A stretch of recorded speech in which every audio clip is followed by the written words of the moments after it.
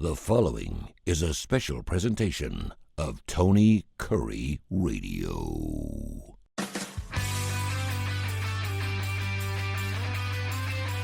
If you're listening here on Tony Kurre Radio, we greatly appreciate it. If you're finding us on our podcast, of course, all the podcasts on TK are available on every major indice, and we're consistently in the top 10% of all podcasts countrywide. We're very, very proud of that. We have 18 different shows.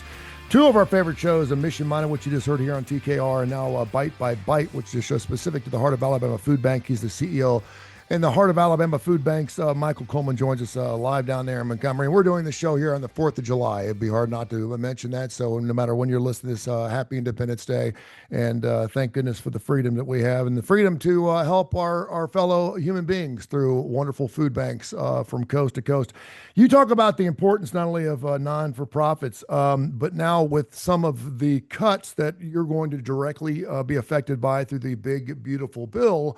You also talk about the importance of looking at your financial model and making sure that, okay, this is about ready to happen. Are we either going to cut services or are we going to go find a different way to make these things fit? And that's what you wanted to talk about today. So go for it, man. Yeah, it's just a process. I think that any responsible leader of an organization, and again, you could even say it's for profit as well, but primarily in the nonprofit space, we have your funding streams that you look at. So if I was going to take over any nonprofit, the first thing I would say is, okay, where does our revenue come from? And our particular revenue, we have some government through the USDA to help distribute, store, and acquire and distribute food.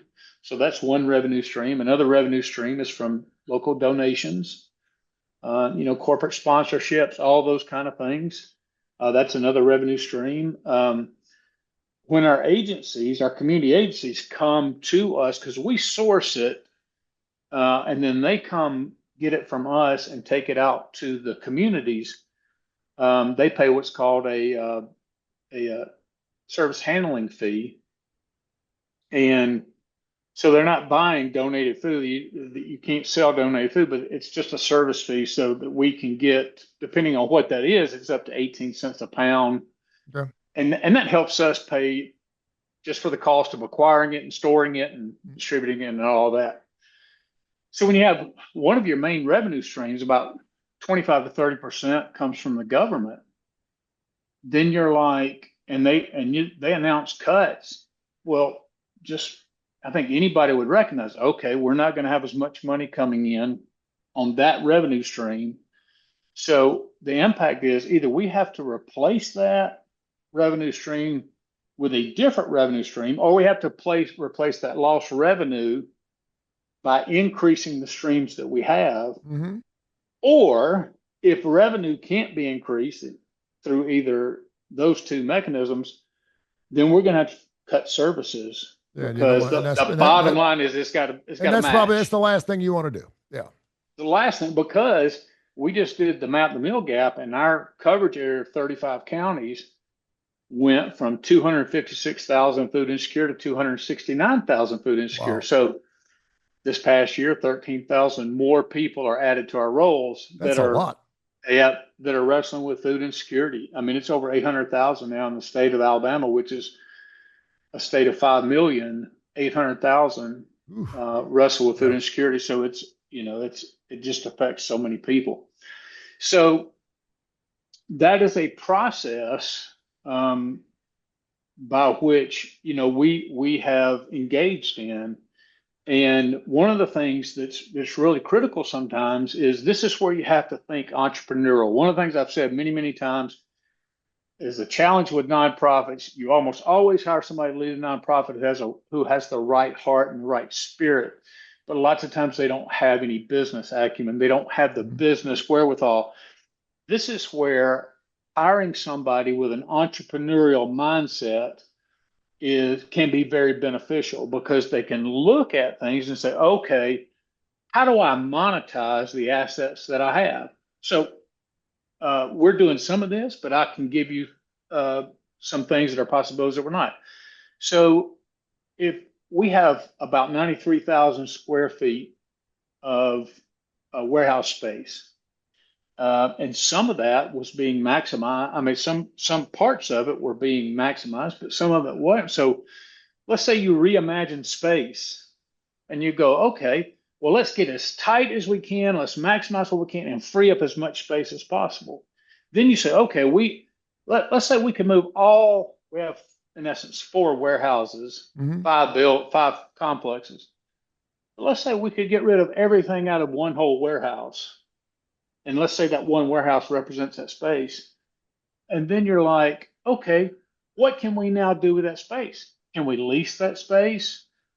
Can we, use it in some way to generate revenue? Because if you lease that space to a business where they're storing items for them or other things, that's a stream of revenue you can count every month.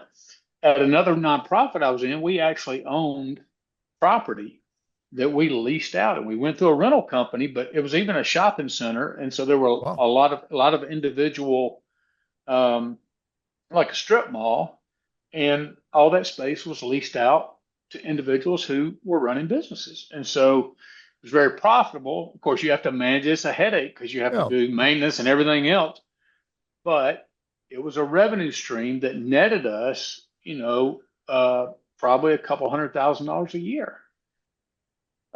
If you say, look, there's not enough assets here. I have a very small place.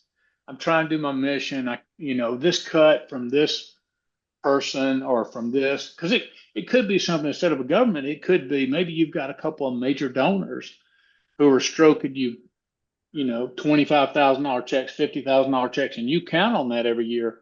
And maybe they just say, maybe they pass away, maybe they move away, maybe they just say they can't afford him or whatever. So you've got to look at your donor base and then say, okay, can I make up that difference in my donor base? And so then you have to if you can't diversify your revenue streams, then you have to look at how do I bring more people, number one, into my mission, and how do I get the average donor to increase what they're doing? Those are huge challenges in the nonprofit world that require lots of times outside the box thinking, a heavy focus on marketing. And that's where the whole adage, it takes money to get money. Well, that's very true because, if I go, okay, well, I've got to promote myself more effectively, more efficiently. Well, that all costs money. Mm-hmm. You got to learn how to do it. You got to then carry through it. And I think you've done a great job of thinking outside the box, and your whole idea of sometimes it takes money to make money.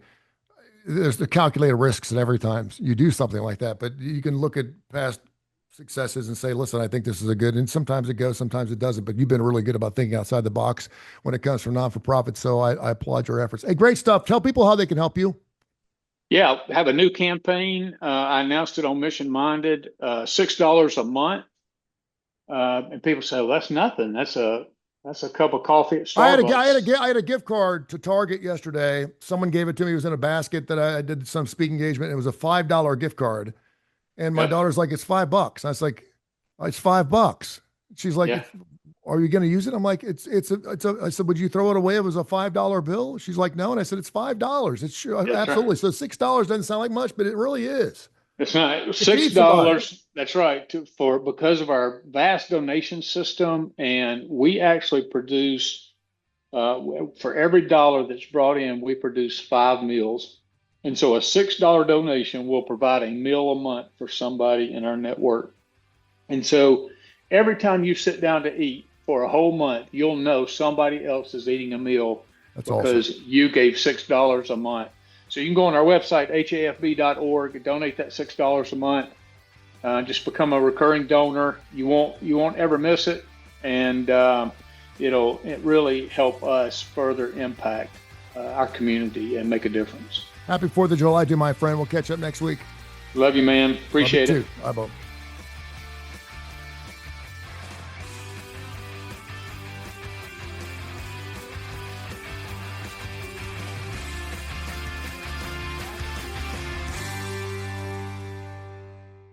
This has been a special presentation of Tony Kurre Radio.